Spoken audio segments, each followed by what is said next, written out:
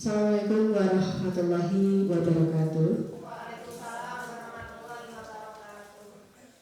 Yang saya hormati Ibu-ibu kepala sekolah, Bu Amin dan Bu Leli, dan yang saya hormati Bapak dan Ibu guru SD Negeri Tegal Doro-Doro.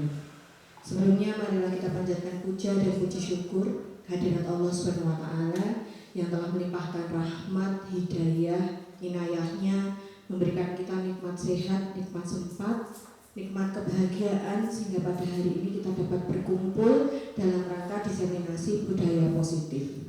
Sholawat serta salam kita haturkan pada junjungan kita Nabi besar Muhammad Sallallahu Alaihi Wasallam yang selalu kita nantikan syafaatnya di yaumul akhir nanti. Bapak Ibu yang saya hormati, saya ucapkan selamat datang, terutama ibu-ibu cantik, ibu-ibu kepala sekolah sudah meluangkan waktunya, Bapak dan Ibu guru semua juga sudah meluangkan waktunya pada hari ini untuk mengikuti kegiatan diseminasi. Semoga kegiatan kita hari ini dapat berjalan dengan baik dan juga lancar. Amin ya rabbal alamin. Baiklah, hari ini saya akan mempresentasikan mengenai budaya positif yang harus kita tumbuhkan di sekolah. Gitu, okay. Untuk diseminasi budaya positif ini merupakan salah satu tugas saya sebagai CGP angkatan 9 gitu.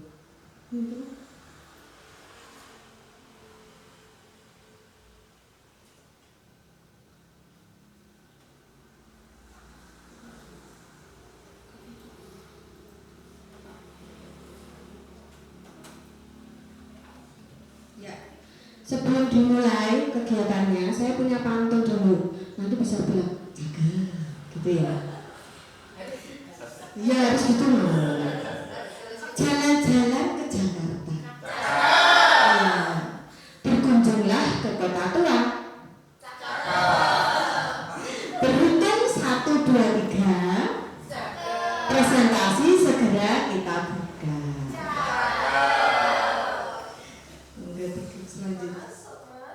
Masuk ge.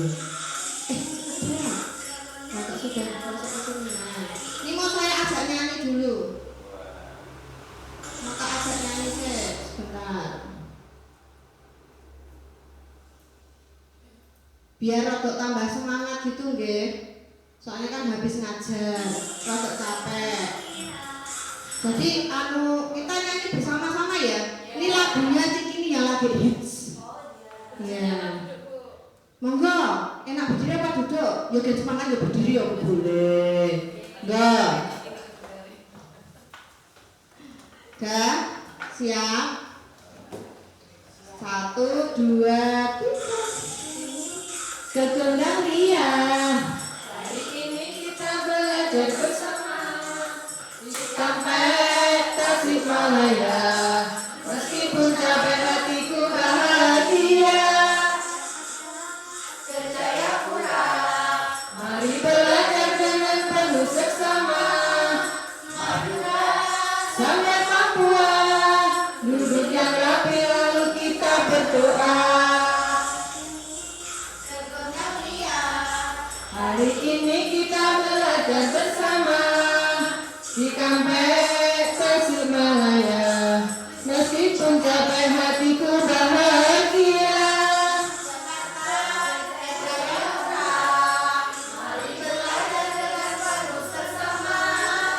Madura sampai Papua, duduk yang rapi lalu kita berdoa. Ya. Silakan duduk yang rapi sebelum acara kita mulai.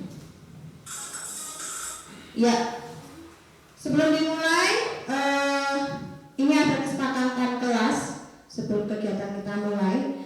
Kesepakatan kelas kita yang pertama yaitu berdoa sebelum kegiatan dimulai. Kemudian waktu presentasi nanti adalah 60 sampai 120 menit. Jadi maksimalnya di 120 menit, tapi kemungkinan nanti nggak sampai ya. Ketinggalan sampai punya ada acara masing-masing ya. Duduk terus ya. Nggih. Terus nanti jika ada pertanyaan di sela-sela saya mempresentasikan, monggo silakan mengangkat tangan. Gitu. Tangannya satu saja, itu saya dua ini. Terus saya minta tolong untuk nanti aktif dalam kegiatan pembelajaran dan yang terakhir mengikuti kegiatan dengan penuh kebahagiaan. Itu penting nggih.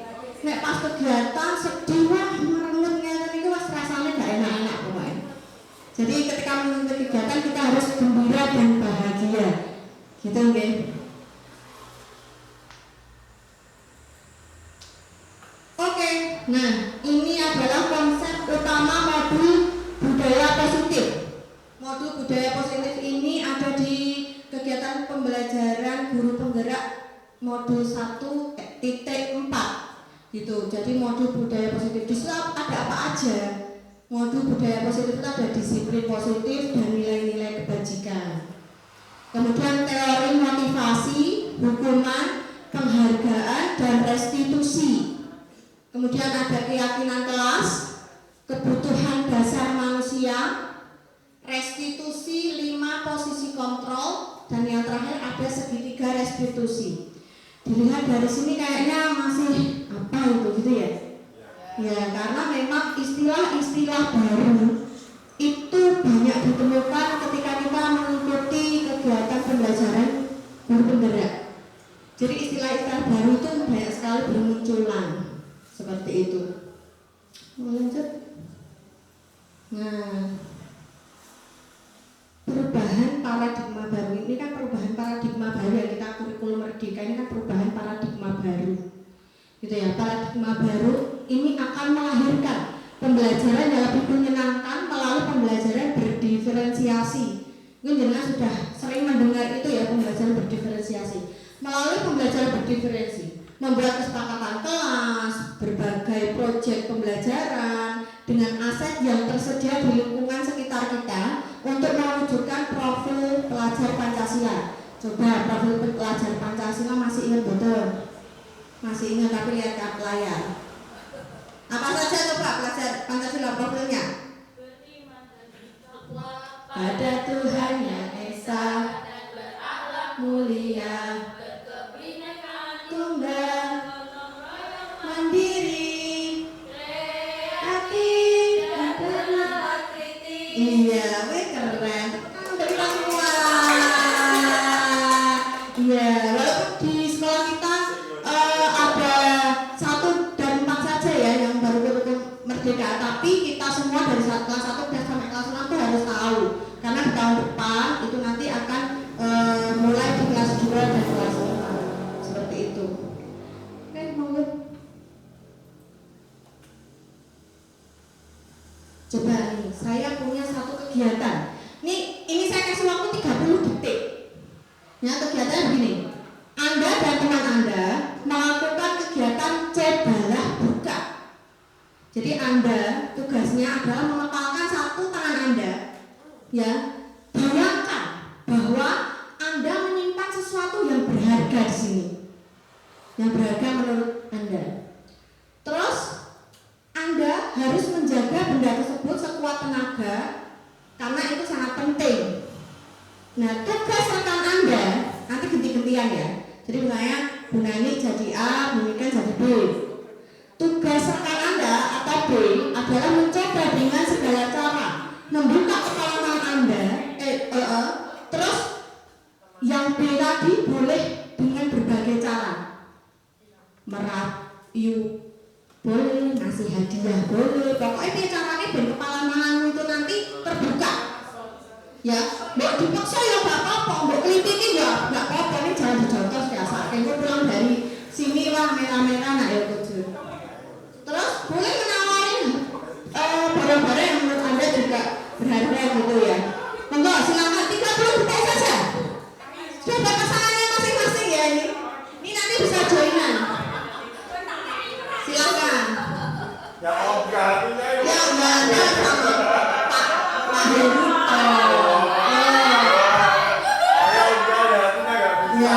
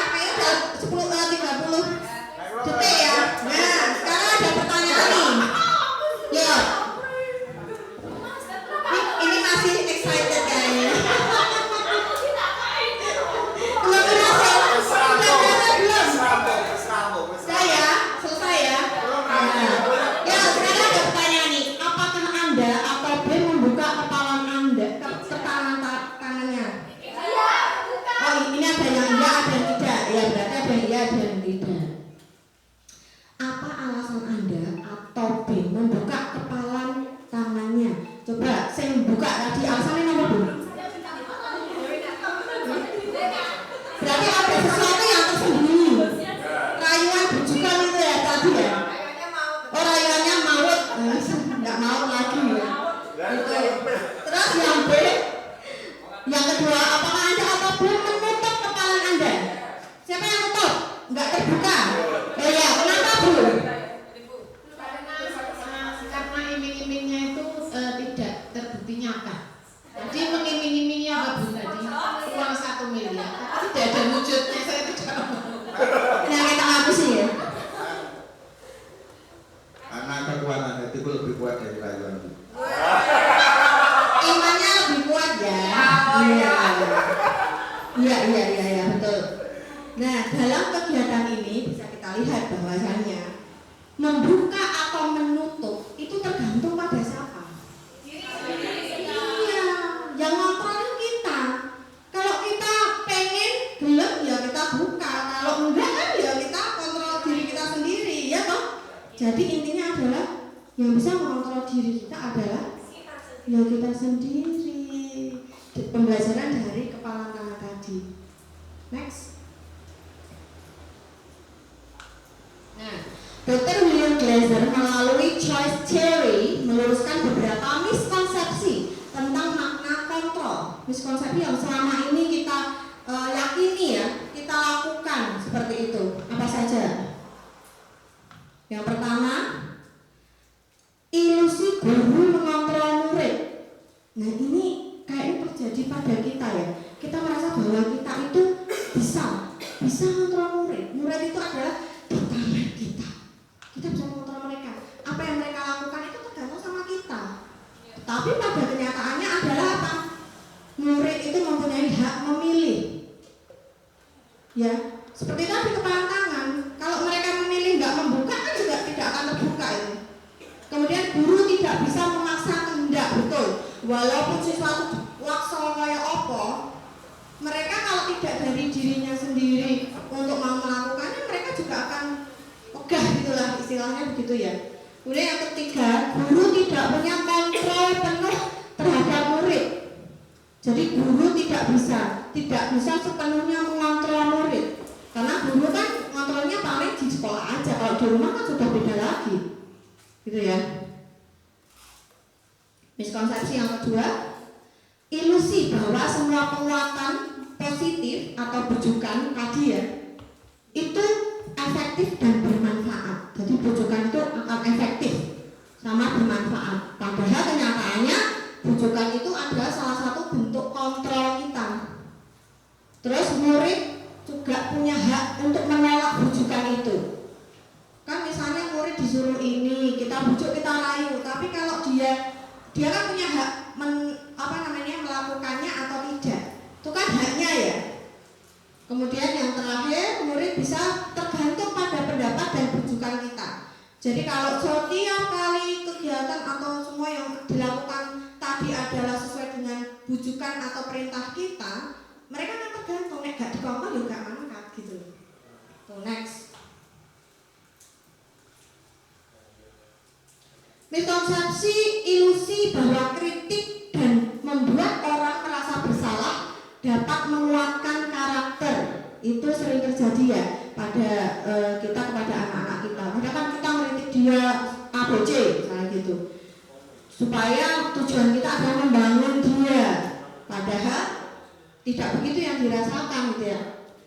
Mengkritik dan menyalahkan murid itu tidak menguatkan tapi melemahkan. Jadi murid-murid kan merasa, ya Allah, kok nggak bisa sih, kok aku merasa begini. Dia akan jadi rendah diri, gitu. Karena ada kritikan tadi, disalahkan lah sebenarnya kayak gitu ya. Kurang pas, kurang benar, apa yang telah dilakukan kok keliru seperti itu.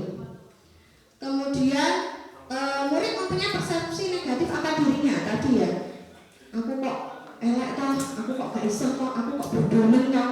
Dia akan merasa seperti itu. Terus adanya identitas gagal, merasa gagal. Aku gak iso, aku gagal, aku bukan orang yang sukses. Aku gak mungkin akan bisa melaksanakan itu gitu. Itu kayak gitu. Itu miskonsepsi bahwa kritik dan membuat orang merasa bersalah dapat menguatkan karakter itu adalah salah. Nah, selanjutnya miskonsepsi sudah.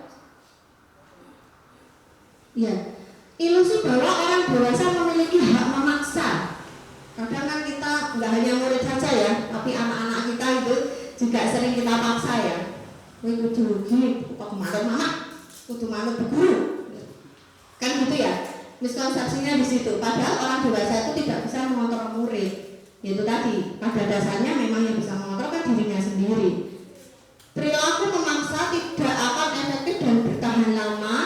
Murid dapat sewaktu-waktu berubah. Mungkin ketika dikasih tahu ABC, pada hari itu dia bisa menuruti apa yang kita mau. Tetapi ketika dia di rumah, bisa nggak?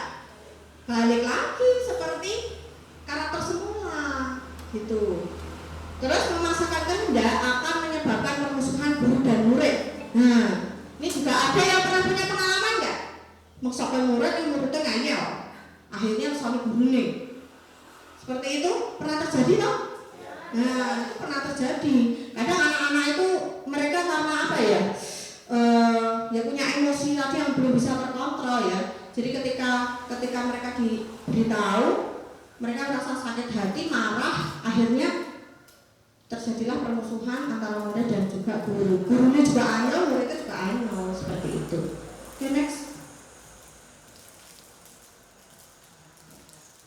Nah, ini yang harus dirubah. Jadi perubahan paradigma stimulus respon. Jadi tanggapan kita terhadap rangsangan yang akan terus-menerus, rangsangan terus-menerus, maka akan menyebabkan kebiasaan atau perilaku. Jadi kita harus rubah menjadi teori kontrol. Realitas kebutuhan kita itu sama. Ya, kita rasa bahwa kebutuhan si A, si B, si C itu adalah sama. Padahal realitanya kebutuhan kita berbeda. Kebutuhan saya sama Bu Nani berbeda, gitu. Gimana betul apa Bu? Butuh macam-macam. Butuh macam-macam. Apa yang butuh kesenangan? Misalnya Pak Heru. Pak Heru butuh apa Pak? Kesenangan atau butuh apa Pak? Butuh rasa kasih sayang. Butuh rasa kasih sayang yang mendalam. Gitu ya. Kemudian semua orang melihat hal yang sama. Karpe, semua orang itu melihat atau persepsinya itu sama. Padahal kan tidak bisa. Ya, teori kontrolnya setiap orang memiliki gambaran yang berbeda. Kayak kita ditunjukkan satu gambar, persepsi kita pada gambar itu aja kadang berbeda-beda, gitu, nggak sama. Kemudian kita mencoba mengubah orang agar pandangannya sama dengan kita. Nah, itu sering terjadi juga nih, merubah orang dan pandangannya sama dengan kita. Ya, unsur politik paling jelas ya, merubah semua orang dan pandangannya sama dengan apa yang kita inginkan, kan gitu, tapi kan nggak bisa. Nah, teori kontrolnya kita berusaha memahami pandangan orang lain tentang dunia, toleransi ya, menghargai pandangan orang dengan satu dengan yang lain itu pasti berbeda, tidak mungkin akan sama. Perilaku buruk dilihat sebagai suatu kesalahan. Semua perilaku itu memiliki tujuan. Mungkin kita memandang suatu perilaku itu di awalnya kan suatu kesalahan ya, tetapi kan semua perilaku yang kita lakukan itu pasti ada tujuannya. Orang misalnya kayak kamu berbicara dengan siswa yang istilahnya nakal gitu ya, dianggapnya itu kan perilaku buruk itu kan jelek gitu ya. Padahal itu kan ada tujuannya. Kenapa kita berperilaku seperti itu kan ada tujuannya. Jadi semua yang kita lakukan itu pasti ada tujuannya. Orang lain bisa mengontrol saya. Nah, ini hanya Anda yang bisa mengontrol diri Anda sendiri. Seperti contoh yang telah kita lakukan tadi. Pemaksaan ada pada saat bujukan gagal. Tadi ada yang pemaksaan ya. Ketika bujukan gagal, dipaksa piye caranya gitu ya. Negosiasi gagal akhirnya dipaksa piye caranya gitu ya. Anda tidak bisa mengontrol orang lain. Jadi yang bisa mengontrol ya Anda sendiri. Pemaksaan sudah tadi, model berpikir menang atau kalah. Jadi kan berpikirnya ada kue menang aku kalah misalnya gitu ya. Tapi kalau teori kontrolnya kita harus merubahnya, model berpikir itu win-win solution. Bahwa kamu baik, aku baik, jadi sama-sama lah. Gitu.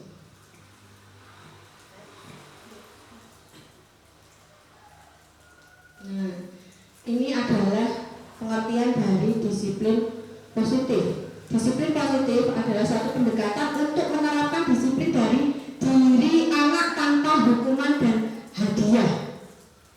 Jadi disiplin positif itu salah satu cara salah satu cara mendisiplinkan anak tanpa memberikan hukuman atau hadiah.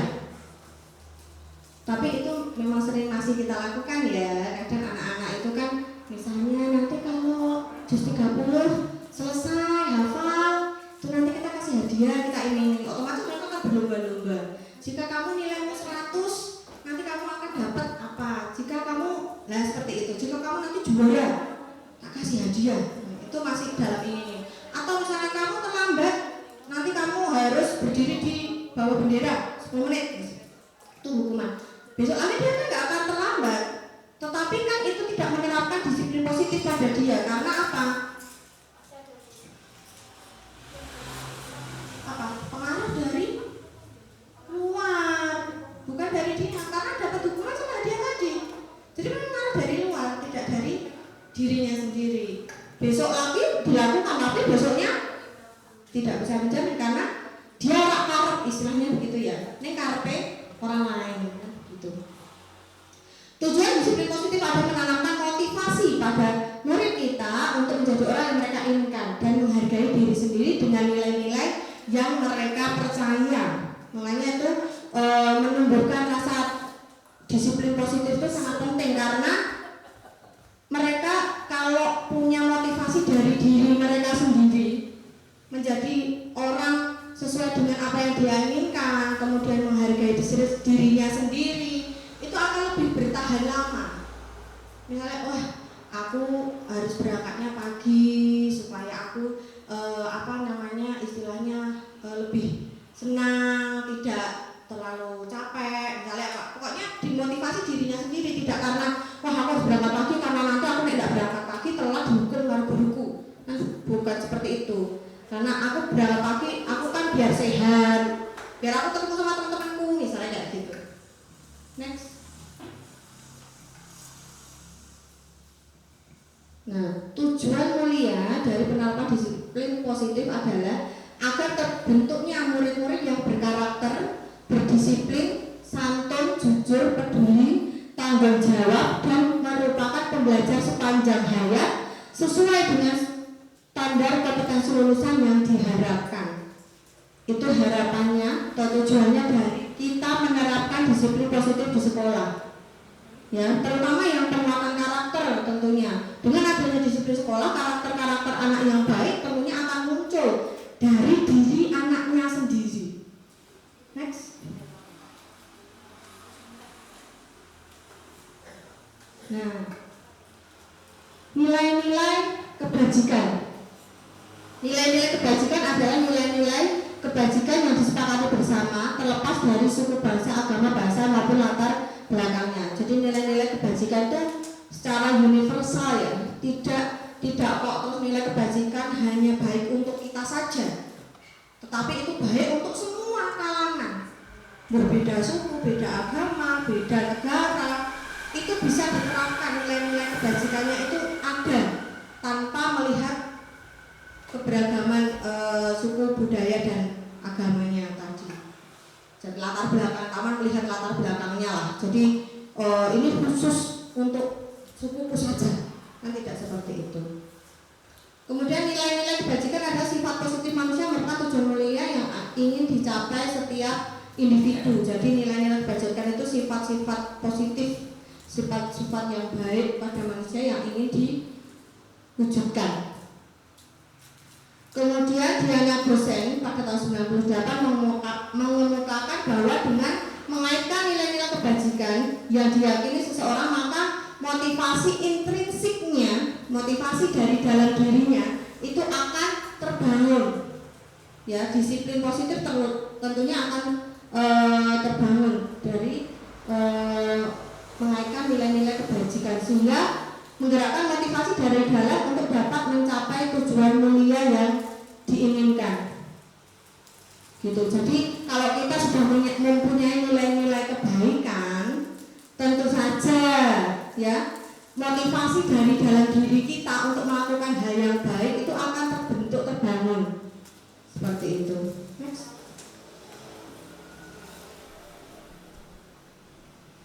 Motivasi perilaku manusia. Nah, motivasi perilaku manusia itu kan ada motivasi intrinsik dan ada motivasi ekstrinsik, dari dalam dan dari luar. Tadi beberapa sudah saya singgung ya. Untuk motivasi untuk menghindari ketidaknyamanan atau hukuman, itu motivasinya dari dalam apa dari luar? Menghindari. Nah, dari luar kan kita berbuat baik disiplin positif karena adanya pengaruh dari luar, karena supaya menghindari ketidaknyamanan atau hukuman. Ya, kita punya disiplin positif karena itulah itu motivasi ekstrinsik namanya, motivasi dari luar, bukan dari dalam diri kita. Enggak karep sendiri untuk punya disiplin positif. Kemudian untuk mendapatkan imbalan atau penghargaan dari orang lain, itu kan juga pengaruh dari mana? Dari luar, karena orang lain memberi penghargaan supaya kita lebih baik atau disiplin. Itu motivasi ekstrinsik. Nah, selanjutnya untuk menjadi orang yang mereka inginkan dan menghargai diri sendiri dengan nilai-nilai yang mereka percaya. Ya, jadi dengan nilai-nilai mereka percaya bahwasanya itu baik untuk saya, bukan berasal dari paksaan orang lain. Jadi munculnya itu dari diri kita sendiri. Itu berarti motivasi dari intrinsik, dari dalam. Gitu. Kayaknya udah capek-capek gitu ya. Serius banget nih. Nah, apakah mau ada sesuatu yang lain? Kita lanjut. Nah, ini adalah konsep disiplin dengan identitas gagal dan sukses. Ya. Untuk identitas gagal itu pemberian hukuman, memberikan motivasi dengan memberikan hukuman. Itu sering terjadi karena anak sing gak tertib mesti untuk hukuman. Itu sering terjadi walaupun kadang tanpa kita sadari bahwa itu merupakan hal yang efeknya kurang bagus ya. Nah, itu memang perlu kita hindari untuk membentuk disiplin positif tadi. Kemudian identitas yang sukses, anak disiplin itu ada konsekuensi dan juga ada restitusi. Mari kita kupas. Untuk identitas yang gagal, sesuatu yang menyakitkan harus terjadi, kan dihukum, menyakitkan ya. Kemudian kalau konsekuensi kan sesuatu harus terjadi, memang sudah disepakati konsekuensinya itu, jadi memang itu harus terjadi. Restitusi merupakan pilihan, kamu mau apa? Bagaimana kamu istilahnya misalnya terlambat tadi ya. Terus bagaimana kamu menyiasati itu? Dikasih pilihan. Gitu loh. Jadi enggak kita yang memberikan hukuman atau konsekuensi, tapi kasih pilihan. Muncul dari diri anak sendiri. Oh, ben aku gak terlambat, besok berarti aku akan nyetel alarm, misalnya kayak gitu. Tidak nyaman untuk murid untuk jangka waktu yang panjang. Kelingan terus, ingat terus mesti kalau dihukum. Aku pernah dihukum. Coba Bapak Ibu, ini waktu SD, SMP, SMA mesti kan ingat. Dulu aku kalau yang pernah dihukum loh ya. Nah, saya kebetulan gak pernah dihukum, jadi Saya. gak pernah dihukum kan konsekuensi aja. Nah, itu mesti kan ingat ya bahwa kita apa ini hukumannya berat. Itu pasti kita akan ingat sampai lama gitu ya. Tidak nyaman untuk murid jangka waktu yang pendek kalau konsekuensi. Paling 2 minggu, 3 minggu, sebulan misalnya kayak gitu aja. Dia masuk, oh iya kemarin aku ingeti kalau nggak ngerjain PR aku dapat konsekuensi menulis 2 kali misalnya gitu. Kayak gitu. Menguatkan untuk murid anak dalam jangka waktu yang panjang. Jadi murid itu dikuatkan bahasanya mungkin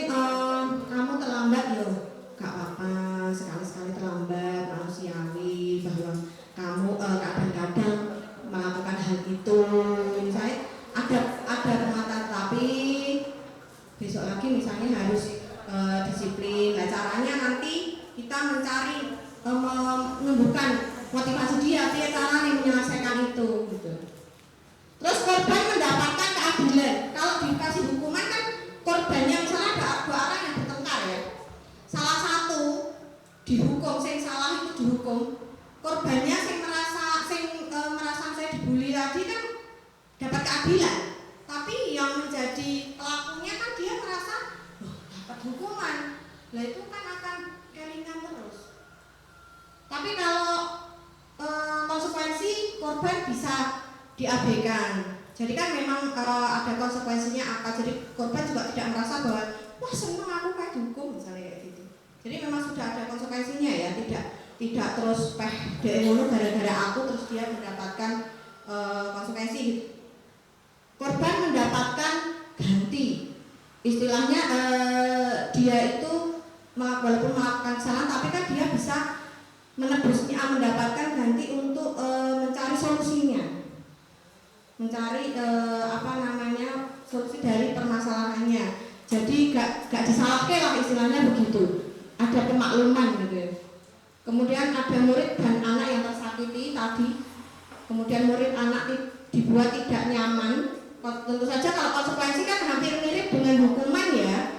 Tapi kan lebih halus lagi kalau untuk konsekuensi. Jadi sudah disepakati gitu ya. Kalau untuk restitusi itu menurut anak-anak mendapatkan penguatan gitu. Terus perilaku yang ya perilakunya itu nanti pasif agresif meningkat. Jadi anak-anak yang diberi hukuman kan ada rasa marah, rasa benci. Jadi kan dia lebih agresif ya. Terus misalnya disuruh apa tuh jadi nggak mau, jadi pasif orangnya gitu ya. Terus penguatan hanya bertahan dalam jangka waktu yang pendek saja ya, pada saat itu saja, sekali dua kali gitu. Tapi kalau untuk restitusi nanti masalah akan terpecahkan karena dia bisa memecahkan masalahnya dia gitu loh. Dia akan mencari ini caranya masalahku ini bisa terpecahkan.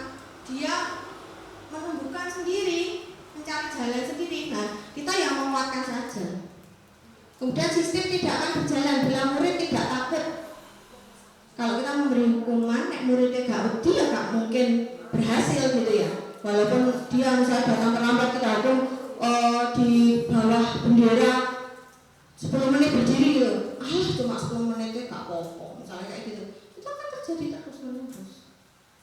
Memerlukan monitoring dan supervisi terus menerus dari guru lah. Guru terus ngecat terus kesel lama-lama ya.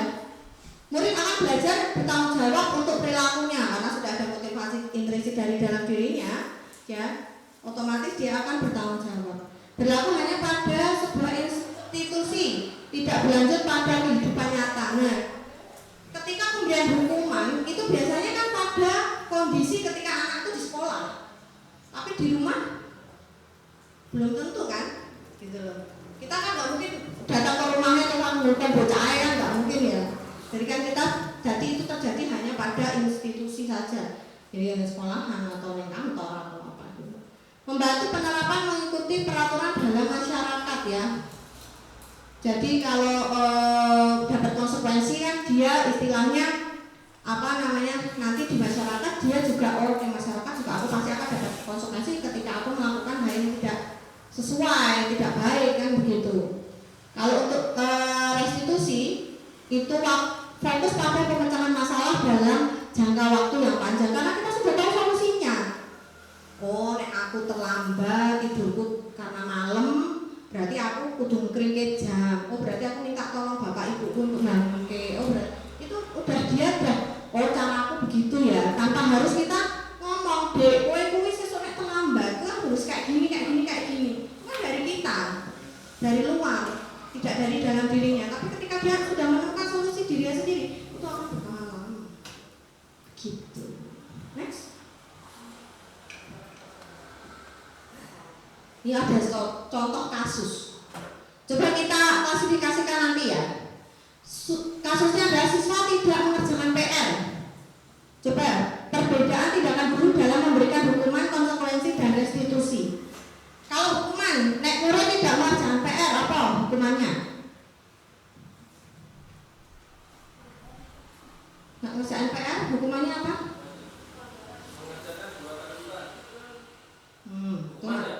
Hukuman itu biasanya lebih ke fisik, ke apa ya yang lebih keras itu ya apa? Itu bisa masuk ke konsekuensi. Konsekuensinya misalnya ada kesepakatan bahwa tidak mengerjakan PR kan? Ya bisa masuk hukuman apa misalnya? Nah, berdiri di depan kelas, terus apa lagi?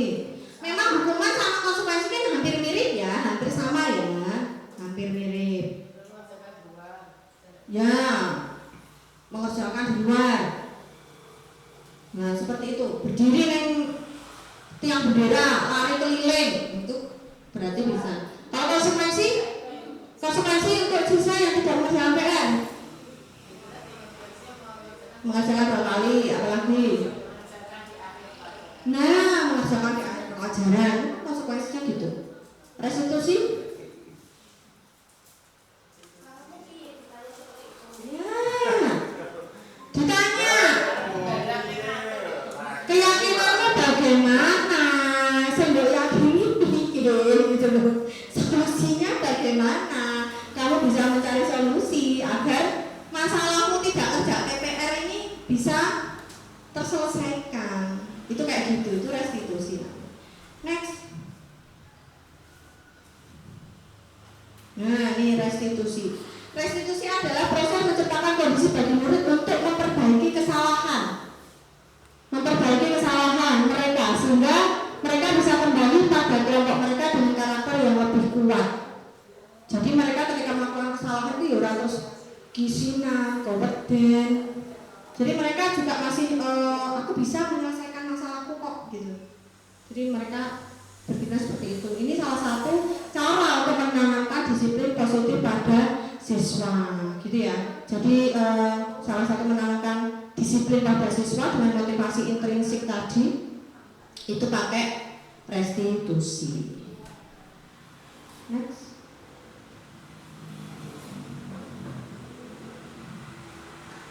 Ini menurut Ki Hajar Dewantara, tujuan diselenggarakan pendidikan adalah membantu peserta didik menjadi manusia yang merdeka. Maksudnya orang terus asal bebas merdeka, melakukan segala sesuatu suka-suka mereka sendiri gitu ya. Bukan seperti itu, tapi artinya mudah diatur dengan motivasi intrinsik dari dalam dirinya. Otomatis anak-anak kan mudah diatur. Tapi ketika tidak ada motivasi intrinsik, adanya motivasi dari luar, mereka kan modelnya disetir oleh kita. Kita nyetir, kita ngatur mereka, kita ngontrol mereka. Kalau mereka harus melakukan A, B, C, D sesuai dengan keinginan kita. Itu seperti itu. Jadi kita itu harus mendidik peserta didik kita, membantu mereka untuk menjadi manusia yang merdeka. Seperti itu. Next. Ciri-ciri restitusi. Restitusi itu bukan untuk menebus kesalahan, namun untuk belajar dari kesalahan. Jadi kalau kita sudah pernah melakukan kesalahan A, kita akan belajar mencari solusinya. Oh, berarti nek sesuk itu berarti aku jangan sampai melakukan kesalahan yang sama. Seperti itu. Kemudian restitusi memperbaiki hubungan. Otomatis hubungan antara murid dan guru itu akan baik dengan adanya restitusi. Tidak ada yang saling tersakiti, tidak ada permusuhan dan lain-lain. Restitusi adalah tawaran, bukan paksaan. Ditawarkan, bukan dipaksa. Jadi kita membangun motivasi intrinsik, bukan maksoke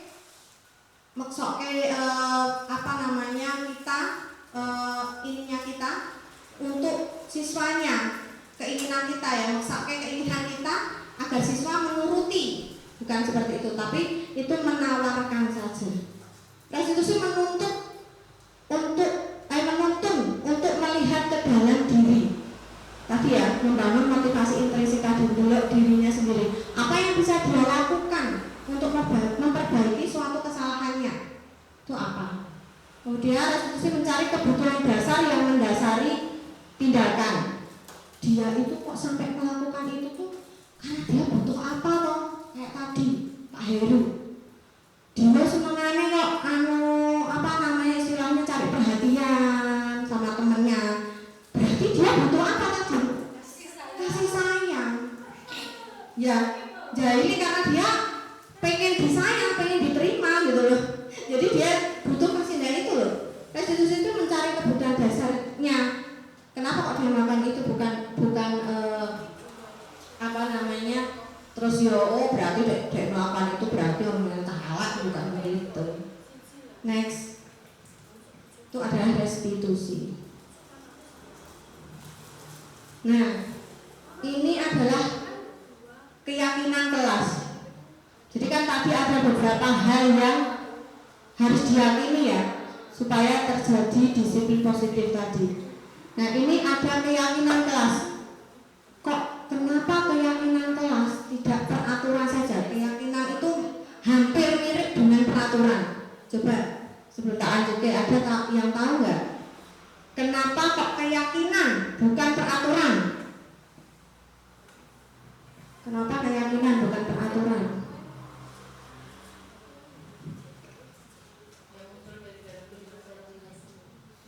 Yang diyakini ya? Ya, betul sekali. Very good, Bu Leli. Ya, next. Peraturan kan dibuat ya.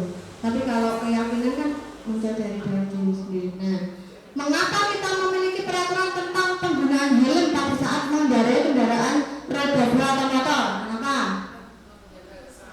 Untuk keselamatan, betul sekali. Mengapa kita memiliki peraturan tentang penggunaan masker dan mencuci tangan setiap saat? Menjaga kesehatan. Nah, ini peraturan kan harus sudah dibuat, sudah ditentukan. Tapi keyakinannya adalah aku punya helm berarti aku selamat, menjaga keselamatanku gitu. Jangan karena takut nanti. Iya. Oh iya, itu yang soalnya Pak Polisi begitu ya. Sana polisi adalah sahabat anak. Oh, kita semua ya, bukan anak saja. Oke, gitu ya. Jadi sampai di sini sudah mulai ini ya. Mulai apa namanya? Open minded. Mulai berubah pola pikirnya itu mulai agak ternyata begini ya. Ternyata harus begini ya gitu. Next. Nah, keyakinan kelas ciri-cirinya itu bersifat lebih abstrak daripada peraturan yang lebih rinci dan konkret. Biasanya kalau peraturan itu kan panjang gitu ya. Peraturannya panjang-panjang. Keyakinan berupa pernyataan universal. Jadi pernyataan universal itu bisa dipakai untuk semua kalangan, tidak hanya untuk sekolah kita saja misalnya, atau untuk suku kita, agama kita, tidak, tapi untuk semuanya. Kemudian pernyataan keyakinan kelas senantiasa dibuat dalam bentuk positif. Kalau peraturan kan kadang masih bentuknya negatif ya. Tidak, betul sekali. Jangan, tidak, harus, tidak boleh buang sampah sembarangan. Mungkin keras gitu ya. Tapi itu bentuknya positifnya. Tidak boleh buang sampah sembarangan. Berarti positifnya apa? Positif dari tidak boleh membuang sampah sembarangan apa positifnya? Ya, very good. Buanglah sampah pada tempatnya. Mari membuang sampah pada tempatnya. Nah, kan positif. Keyakinan kelas hendaknya tidak terlalu banyak. Jadi jangan panjang-panjang, terus jangan banyak-banyak, karena itu kan yang diyakini oleh anak-anak. Nek panjang banyak, mereka itu lupa nanti. Aduh, keyakinan kelas itu apa ya? Kan mereka harus ngapal itu lupa, malah tidak tersampaikan, tidak terjadi. Kemudian keyakinan sudah ya tadi, agar bisa dipahami dan diingat, keyakinan kelas sebaiknya sesuatu yang dapat diterapkan di lingkungan tersebut. Jadi satu kelas kan bersepakat, jadi keyakinan kelasnya itu bisa diterapkan pada lingkungannya. Jadi enggak bisa diterapkan, jangan dibuat keyakinan. Semuanya bisa melaksanakannya, tidak hanya dua orang saja, tapi semuanya bisa melaksanakan. Semua warga kelas hendaknya ikut berkontribusi dalam pembuatan keyakinan kelas lewat kegiatan curah pendapat. Nah, untuk membuat keyakinan kelas ini tidak hanya dari pendapat satu orang saja atau gurunya saja, tapi semuanya terlibat. Jadi semua terlibat untuk membuat keyakinan kelas. Jadi mereka akan timbul motivasi dari dirinya sendiri bahwasanya, oh iya kemarin aku kan ikut serta dalam pembuatan keyakinan kelas itu. Jadi aku kan juga harus melaksanakannya Terus bersedia meninjau kembali keyakinan kelas dari waktu ke waktu. Nah, mungkin kan misalnya agak-agak lupa atau akan melakukan sesuatu yang di luar dari keyakinan kelas itu, dia bisa meninjau kembali, oh keyakinan kelasku kemarin seperti ini toh, berarti aku nggak harus begini gitu. Next.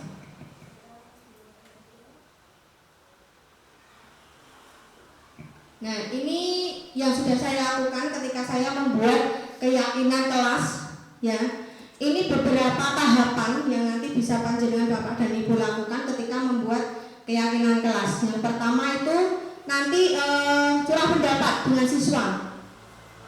Peraturannya apa sih yang mereka yakini, mereka percaya, sepakati peraturannya apa gitu ya. Kita tuliskan peraturan, kemudian ditempel di depan. Setelah itu kita lihat, oh peraturannya kok masih banyak yang pakai kalimat negatif. Jadi kita rubah kalimat negatifnya menjadi kalimat yang positif. Misalnya kayak tadi, jangan membuang sampah sembarangan. Buanglah sampah pada tempatnya. Jangan jangan bertengkar dengan teman. Berarti kan saling menyayangi kalimat positifnya, saling menyayangi dengan sesama teman, misalnya gitu. Jadi kita buat kalimat-kalimat positif seperti itu. Kemudian setelah itu kita cari keyakinan kelasnya atau keyakinannya atau nilai kebajikannya apa. Tadi seperti yang sudah saya paparkan bahwa keyakinan atau nilai kebajikannya tidak panjang-panjang. Jadi yang bisa diingat, mudah dipahami, gitu ya. Jadi misalnya kayak tadi membuang sampah pada tempatnya, keyakinan kelasnya nilai peraturan yang diberi positif tadi membuang sampah pada tempatnya. Nah, itu keyakinan atau nilai kebajikannya apa? Membuang sampah. Kebersihan, bisa menjaga kebersihan. Terus ada yang tadi tidak bertengkar tadi ya, saling menyayangi sesama teman. Berarti keyakinan kelasnya apa? Ya bisa menjaga hubungan, saling menghargai, menghormati, itu. Terus ada juga yang kemarin itu harus kalau kalimat positifnya tuh dia melaksanakan sholat zuhur berjamaah, gitu ya. Itu masuk ke mana keyakinannya bahwa kita harus menjadi orang yang apa tuh? Apa? Beriman atau religius. Nah itu. Setelah selesai kita menemukan keyakinan atau nilai kebajikan, tidak usah banyak-banyak ya dari peraturan yang telah kita buat menjadi kalimat positif tadi. Itu nanti jadi keyakinannya tidak usah banyak-banyak. Jadi ya 4-5 cukup saya kira. Jadi supaya anak-anak lebih paham dan mudah diingat. Itu kita buat kontrak kesepakatan, kontrak keyakinan namanya. Jadi kan mereka semua kan terlibat nih.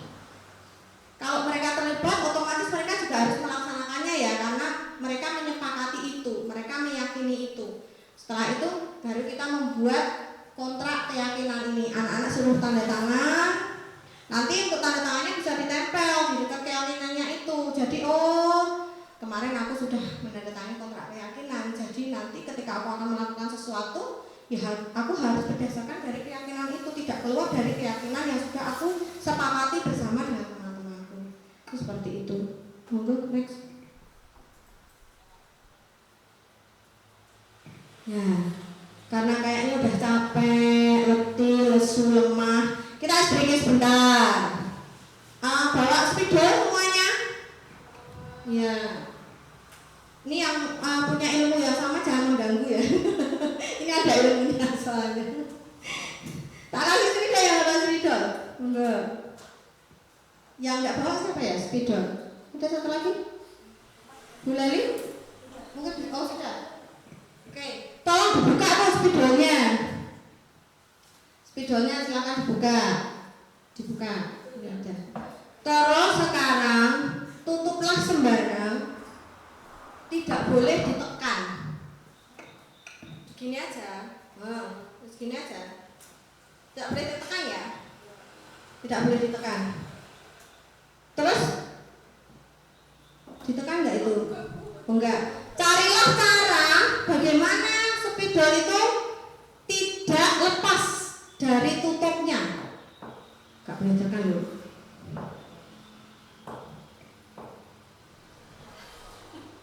Kan kalau ini cuma ditempelkan aja, kalian percaya piye carane ben iki gak lepas. Hah? Gak etok tekan, gak etok ditekan, gak etok digelepke, gak boleh. Ya, ini cara yang lain. Coba teman-teman ya, coba piye. Tutup aja.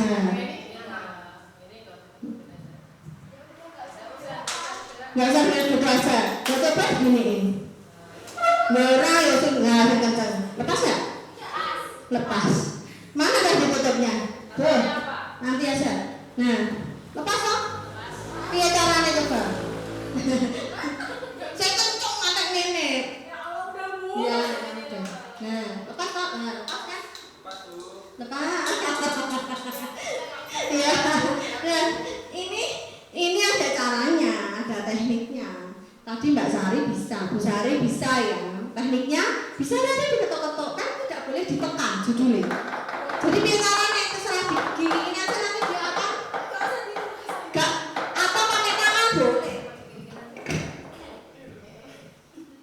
Bisa, pakai tangan bisa. Itu buat digini-gini ini tuh gak lepas. Nah, tepuk tangan untuk Bu Sari.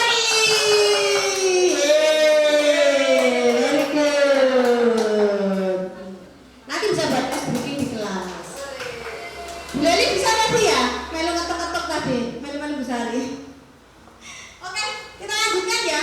Bentar aja SBG-nya, nanti tidak kelamaan jadi 120 menit. Ya, ini adalah kebutuhan dasar manusia. Kebutuhan dasar manusia itu ada 5. Kebutuhan bertahan hidup, kasih sayang, darah diterima, penguasaan, kebebasan, dan juga kesenangan. Kebutuhan dasar bertahan hidup. Contohnya apa? Kan?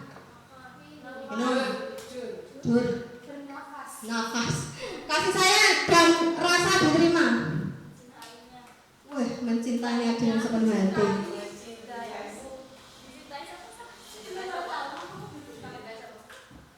Diterima ya di komunitas, ya, diterima oleh teman-temannya, diberi kasih sayang oleh orang tuanya, itu kebutuhan kasih sayang. Penguasaan, iya, merasa hebat karena punya kemampuan. Terus apalagi? Penguasaan, merasa punya kuasa, punya power akan sesuatu. Aku, penguasaan aku iso. Merasa tinggi lah, istilahnya begitu. Merasa tinggi, berkuasa ya, penguasaan. Merasa dipandang lebih daripada orang lain. Kemudian kebebasan, bebas mengekspresikan diri, bebas melakukan segala sesuatu ya, yang menurutnya baik, menurut dia, menurut sesuai dengan keinginannya dia, bebas ya. Kesenangan, kesenangan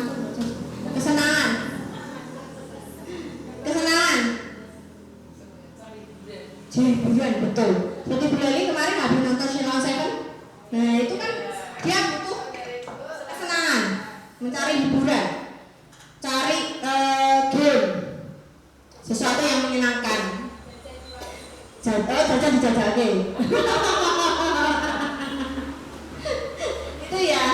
Nah, yo next kasus lagi nih.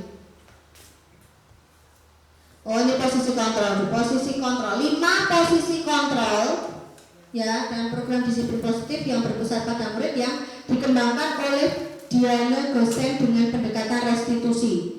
Ini ada 5 posisi kontrol. Yuk next. Nah ini adalah posisi kontrol guru. Yang pertama penghukum. Siapa ini? Siapa yang jadi penghukum biasanya? Kemudian pembuat orang merasa bersalah. Biasanya kalau membuat orang merasa bersalah kan cara dilebet-lebet gini. Dek, kamu gak kasih ya kok sama guru gitu. Kalau yang penghukum tadi kan biasanya fisik, terus verbal, omongannya kasar gitu ya. Tapi kalau penghukum kan halusan gitu. Pembuat merasa bersalah itu kan rada halusan. Dan orangnya itu atau murid kita itu merasa, ya Allah, aku bersalah banget deh sama bu guru gitu. Playing victim. Menjadi teman, posisi kontrol teman. Guru pada posisi ini tidak akan menyakiti murid, akan tetapi berupaya mengontrol murid melalui persuasi. Rasa kayak temannya, Allah dek, jangan gitu, besok jangan gitu. Jadi kayak gitu, jadi temennya. Ya. Terus memonitor atau memantau. Memonitor berarti mengawasi. Jadi kita selalu mengawasi dengan waktunya mereka. Kemudian sebagai manajer. Kepala gitu ya kayaknya. Memonitor. Manajer, posisi terakhir manajer ini adalah posisi yang paling sempurna, paling baik, paling ideal. Di mana guru berbuat sesuatu bersama dengan murid, mempersilahkan murid bertanggung jawab perilakunya, mendukung murid agar dapat menemukan solusi atas permasalahannya sendiri. Ya, ini melakukan restitusi ya. Jadi dia posisinya dia adalah sebagai manajer, bukan sebagai penghukum pembuat merasa bersalah teman ataupun monitor, tapi menjadi manajer.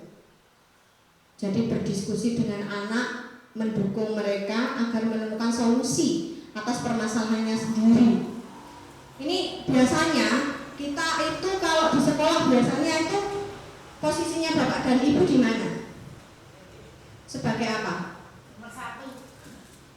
Ada yang nomor 1, oke. Terus bapak yang lain, bapak ibu? Kalau di awal saya jadi guru mungkin nomor 1 ya karena belum paham. Tapi begitu sudah tahu, sudah bisa menjadi guru yang sesungguhnya. Nah, di awal kan adaptasi dulu ya. Setelah itu jadi membuat orang merasa bersalah dan menjadi teman.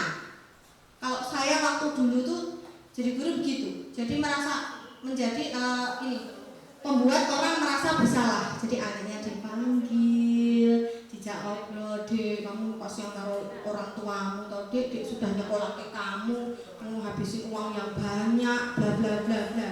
Jadi kan dia merasa bersalah. Akhirnya dia terus besoknya kan akan berlaku yang lebih baik kan begitu. Terus menjadi teman. Ya kadang-kadang kan kita anak juga tidak merasa down atau bagaimana gitu kan. Kita berlaku jadi teman, ngajak mereka cakap-cakap, gojekan dan lain-lain untuk menyelesaikan masalah itu. Itu seperti itu. Sudah ada yang pernah jadi manajer? Bukan manajer perusahaan ya. Manajer rumah tangga. Enggak, ini jadi manajer ini. Jadi mempersilakan murid bertanggung jawab atas perilakunya, terus menemukan solusi atas permasalahannya sendiri. Pernah bertanya kepada siswa, nek kamu punya problem seperti ini, kamu melakukan hal ini, terus apa yang akan kamu lakukan nanti? Mungkin pernah, tapi istilahnya tidak secara terstruktur ya, tidak secara runtut. Jadi hanya itu saja, wes apa yang kamu lakukan lah nanti gitu dok, paling gitu ya. Terus dia ngasih usul paling, terus ya wes berarti besok kamu harus seperti itu, kan kayak gitu. Next. Nah ini saya punya video, mari kita tonton video bersama-sama.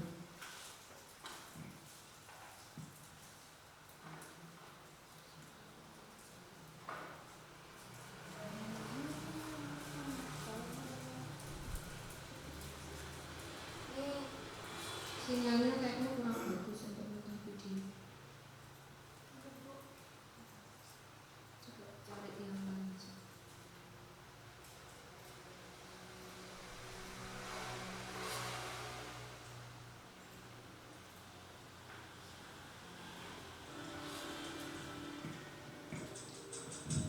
Ini contoh-contoh posisi-posisi guru. Tadi 5 posisi kontrol.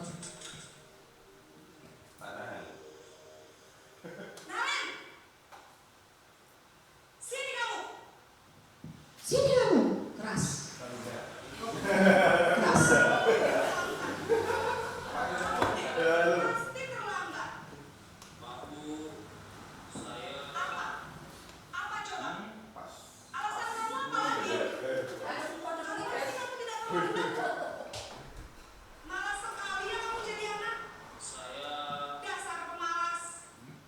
Verbal.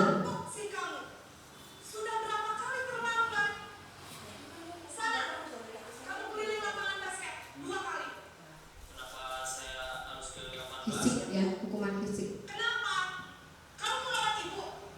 Berani-beraninya jawab. Sudah terlambat, masih berani jawab pula. Sekarang, keliling lapangan basket 5 kali sekalian. Biar kapok. Cepat. Pergi sana ke lapangan basket. Nah, itu ada penghukum.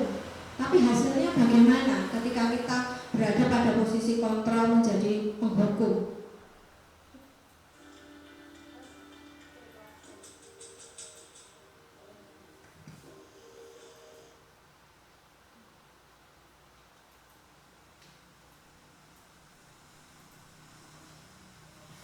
Hasilnya ini memungkinkan murid marah, berontak, dendam, agresif.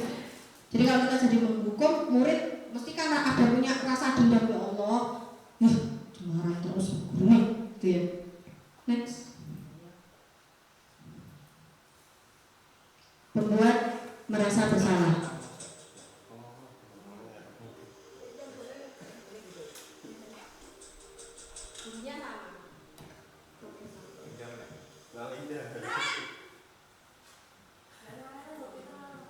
Nah, Ren terlambat terus.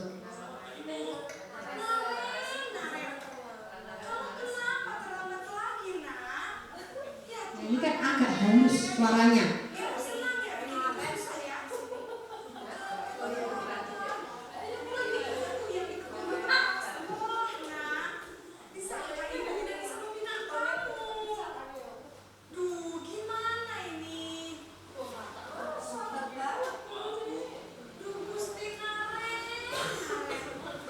Membuat merasa bersalah.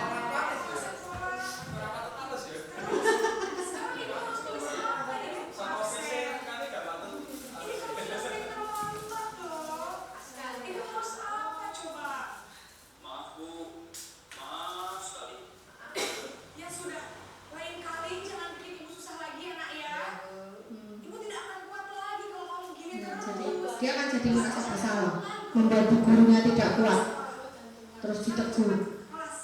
Maaf ya Bu, maaf sekali. Iya, Karen, aku maafkan. Yuk, hasilnya bagaimana? Mari kita lihat hasilnya. Hasilnya murid akan merasa bersalah. Bersalah telah mengecewakan ibu atau bapak gurunya, menjadi orang yang gagal, tidak sanggup membahagiakan orang lain. Ya, kadang-kala sifat seperti itu tuh lebih berbahaya bagi tidak seperti yang penghukum tadi ya. Itu hasilnya kan mereka agresif gitu ya. Tapi kalau yang merasa bersalah kan mendem dalam hati.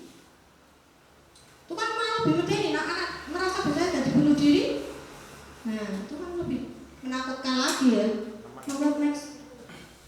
Ya, posisi kontrol selanjutnya sebagai teman.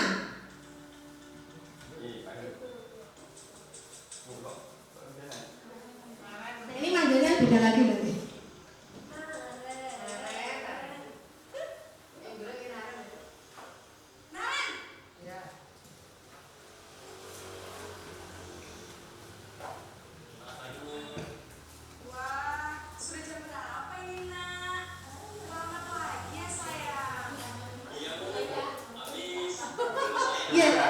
Ya, seperti yang saya bilang tadi kan. Sekarang saya menjadi teman, kayak teman. Tapi sekarang institusi, ada manajer sekarang, posisinya manajer. Kayak dulu ya. Jadi biarpun saya bincang, tetap gak ngecek Bu. Ya sudah, Sarah. Nanti lain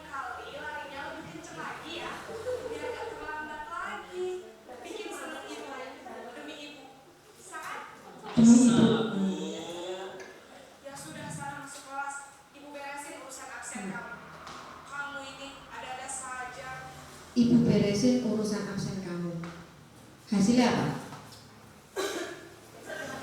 Panjang.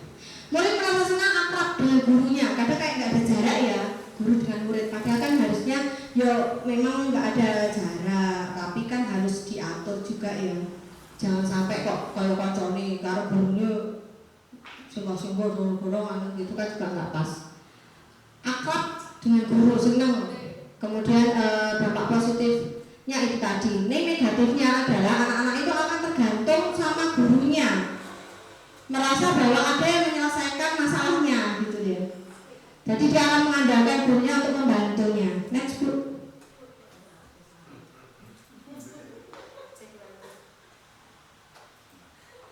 Tuh, pemantau dulu.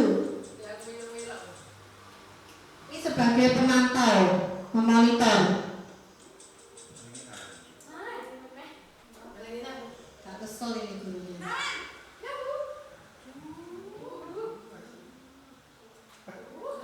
Tadi Bu, Naren, apa peraturan sekolah kita tentang jam berapa kita harus masuk sekolah, Nak? kita harus di sekolah jam 7 Bu. Iya, betul. Sekarang sudah jam 7.20. Naren sudah tahu konsekuensinya jika terlambat hadir.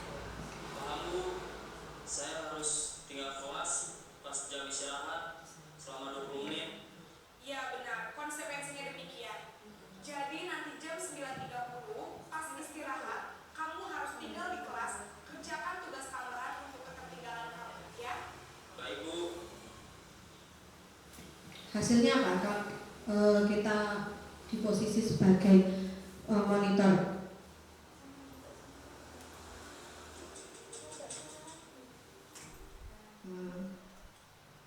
Murid memahami konsekuensi yang harus dijalankan karena telah melanggar salah satu peraturan. Kan tadi kita sudah melanggar peraturan gitu ya. Guru tidak menunjukkan emosi yang berlebihan, menjadi marah atau membuat merasa berbuat salah. Itu kan dimonitor terus. Anaknya ngerti peraturannya. Guru tadi juga peraturannya apa, jadi ngerti peraturannya. Nih kan karena udah tahu peraturannya, jadi kan juga gak marah-marah gitu loh. Bukan tidak menghukum juga, tidak menjadi orang yang menghukum, jadi memonitor, ngecek terus, ngilingke gitu, seperti itu. Next.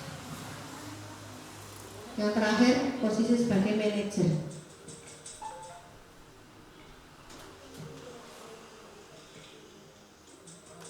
Ini posisi yang sangat ideal. Naren!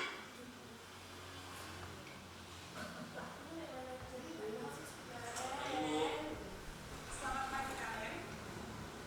Awalannya mungkin karena jauh, jadi manggilnya Sekarang sudah jam 7. Jadi sekarang bagaimana ini, Naren? Maaf Bu, saya lupa dalam saya anggap semangat. saja itu manggilnya dari jauh. Keyakinan sekolah yang mana yang perlu kamu tingkatkan? Nah ini keyakinan sekolah ini. Dan orang lain menghina Bu. Setuju. Jadi, apakah Naren meyakini prinsip saling menghormati tersebut? Iya Bu, saya meyakininya.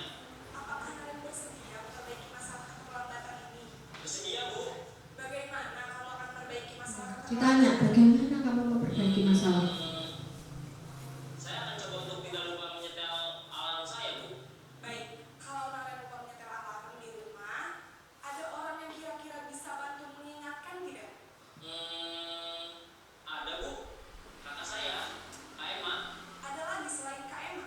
Selain Kak Emma, ada ibu saya. Baik, jadi yang mengingatkan Naren adalah Kak Emma dan ibu kamu ya. Kira-kira akan mulai setel alarm kapan nih, Naren? Setelah pulang sekolah, akan segera saya lakukan. Baik, jadi Naren akan setel alarm untuk bangun besok pagi dan akan diingatkan oleh kakak dan ibunda Naren ya. Ada lagi yang mungkin perlu dilakukan Naren agar tidak terlambat bangun lagi. Tidak ada Bu. Baik Naren, terima kasih untuk kerjasama kamu. Sekarang kamu perlu kembali ke kelas untuk belajar. Baik Bu, terima kasih. Hasilnya apa ketika kita posisinya sebagai manajer? Hasilnya adalah menguatkan pribadi murid tadi. Ya, kan Kayak sebagai manusia kita wajar kalau melakukan kesalahan. Manusia itu bukan orang yang sempurna, seperti itu. Menguatkan. Kemudian murid dapat mencari solusi akan permasalahannya. Tadi cari solusi ya. Jadi mencari solusi dari dalam dirinya tanpa harus gurunya ngomong kamu harus begini, harus begitu. Gitu. Dengan belajar kondusif, murid termotivasi, terbentuk kedisiplinan dari dalam dirinya sendiri. Jadi ada motivasi intrinsik dari dalam diri untuk disiplin. Next.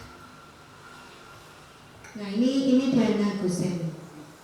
Beliau dalam bukunya Restructuring School Discipline 2001 telah merancang sebuah tahapan untuk memudahkan para guru dan orang tua dalam melakukan proses untuk menyiapkan anaknya untuk melakukan restitusi bernama segitiga restitusi atau restitution triangle, bukan segitiga yang lain loh ya, segitiga restitusi, segitiga bermuda dari Magelang. Nah ini segitiga restitusi, ini ada tahapan-tahapan dalam segitiga restitusi. Yang pertama itu adalah menstabilkan identitas. Caranya bagaimana ya, tadi seperti yang saya ungkapkan tadi, bilang bahwa mungkin setiap orang pernah melakukan kesalahan, kamu bukan satu-satunya yang melakukan ini, manusia itu tidak sempurna, guru juga pernah melakukan kesalahan, seperti itu. Terus validasi tindakan yang salah, alasannya apa dia melakukan itu tuh, alasannya apa melakukan kesalahan itu, adakah cara efektif untuk mendapatkan apa yang kamu butuhkan, yang dibutuhkan apa. Jadi dia nanti akan mencari cara yang efektif supaya mendapatkan apa yang dibutuhkan tadi. Yang terakhir menanyakan keyakinan kelas yang telah disepakati itu apa. Terus ingin menjadi seperti apa. Itu segitiga restitusi. Berupa-nya begitu, menstabilkan identitas, validasi tindakan yang salah, dan terakhir menanyakan keyakinan. Ini ada contoh segitiga restitusi yang sudah saya lakukan dengan siswa kita. Nah, ini tenangan. Contoh dari saya sendiri.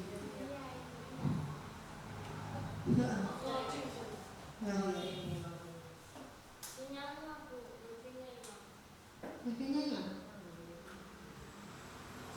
Bentar. Wifi-nya hilang. Bentar. Pakai ini bisa enggak?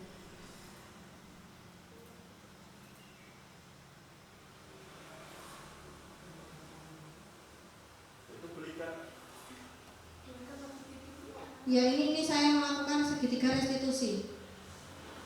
Sinyalnya kurang bagus ya.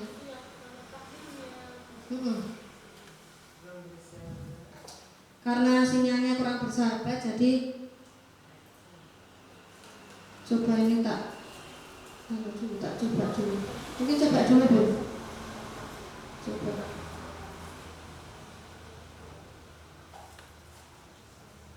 Enggak mau. Oke. Padahal masih ada 2 video lagi sebenarnya. Sudah bisa ini? Iya, ini karena pakai apa? Nah, ini. Bentar ditampilkan dulu. Nah.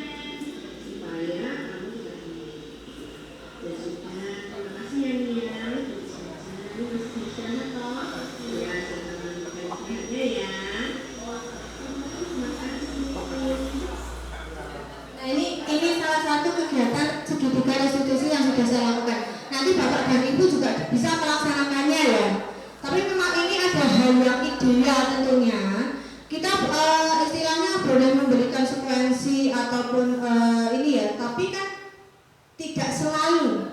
Kita bisa juga memberikan restitusi ini tidak selalu, karena memang pada kenyataannya mungkin ini kan adalah hal yang ideal yang kita lakukan. Tapi kan ada anak-anak yang seperti ini tidak berhasil, itu bisa terjadi. Jadi ini tidak harus selalu dilaksanakan, boleh melaksanakan yang lain, tetapi tidak terlalu sering seperti itu.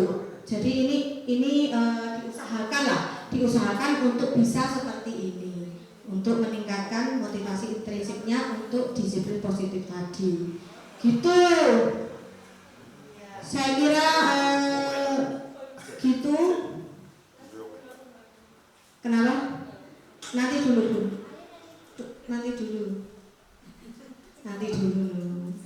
Nah, saya kira itu penjelasan dari saya mengenai budaya disiplin positif ya, budaya positif yang harus kita terapkan di sekolah kita mulai dari sekarang, karena kita sudah tahu teorinya, ilmunya. Jadi saya harapkan nanti Bapak dan Ibu sudah melakukan praktek di sekolahnya masing-masing, walaupun belum ideal seperti yang diharapkan. Paling tidak kita sudah melakukan perubahan ya, kita berusaha, kita mengadakan perubahan terutama di sekolah kita sendiri.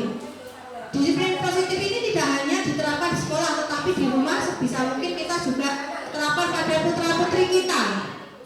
Mungkin putra-putri panjenengan masih senang dihukum, dikeyakinan. Nah itu mungkin supaya menimbulkan motivasi intrinsik agak dikurangi. Atau yang hukuman, terutama yang hukuman kalau bisa dihindari. Begitu, jadi kita melakukan restitusi saja untuk menumbuhkan motivasi intrinsik. Saya kira butuh Bapak dan Ibu, tapi sebelum ditutup acaranya, saya ingin senam bersama, karena tadi kan sudah nyanyi bersama. Sekarang ganti senam bersama. Kita senam ya Bu? Kan hari Jumat kan Jumat sehat. Mari kita senam, mau nggak berdiri semua? Pak Tahan mau nggak berdiri?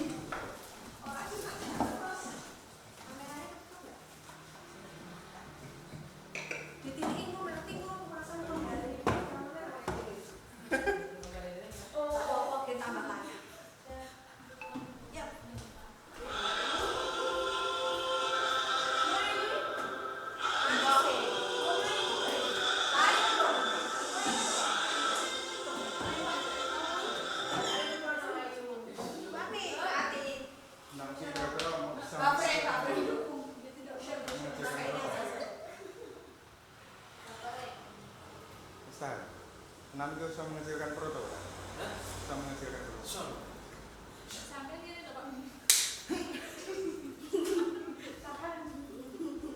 Mas ditelu ya.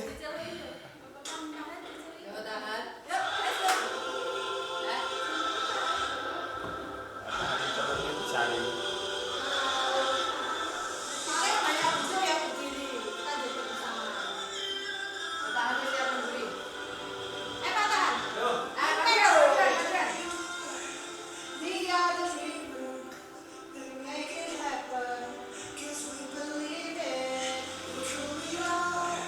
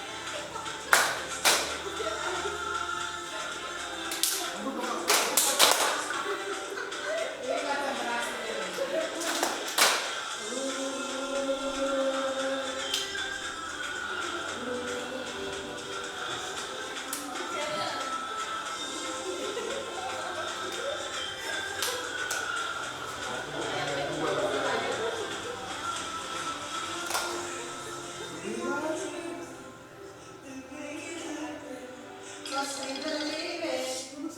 Nah.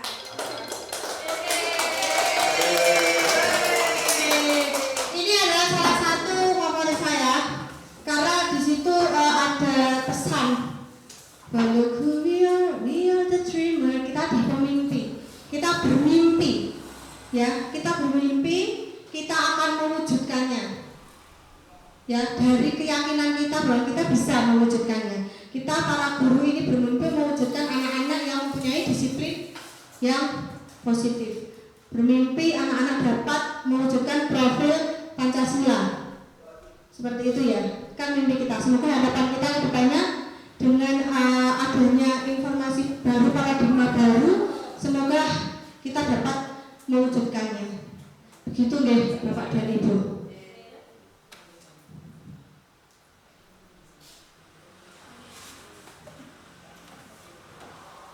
Nah, ini sebelum saya tutup tak kasih pantun lagi. Kalau pantun akhir udah pantun dong. Kalau nyanyi akhir joget. Kombinasi yang sempurna. Jalan ke lembah tidaklah rata. Di ujung kali tumbuh melati. Memohon maaf segala kata. Presentasi ini moga mengena di hati. Terima kasih Bapak dan Ibu semua atas waktunya, atas keaktifannya, kehebohannya dalam mengikuti kegiatan diseminasi budaya positif kali ini. Semoga nanti di diseminasi yang lainnya tambah semangat lagi dan pemikiran kita akan lebih terbuka lagi untuk paradigma yang baru. Terima kasih Bapak dan Ibu. Mohon maaf jika ada salah kata dari saya. Semoga acara hari ini dapat bermanfaat untuk kita semua. Amin ya rabbal alamin. Marilah kita tutup dengan hamdalah bersama-sama. Alhamdulillahirabbil alamin. Terima kasih ngatur kesugeng kuntur. Wassalamualaikum warahmatullahi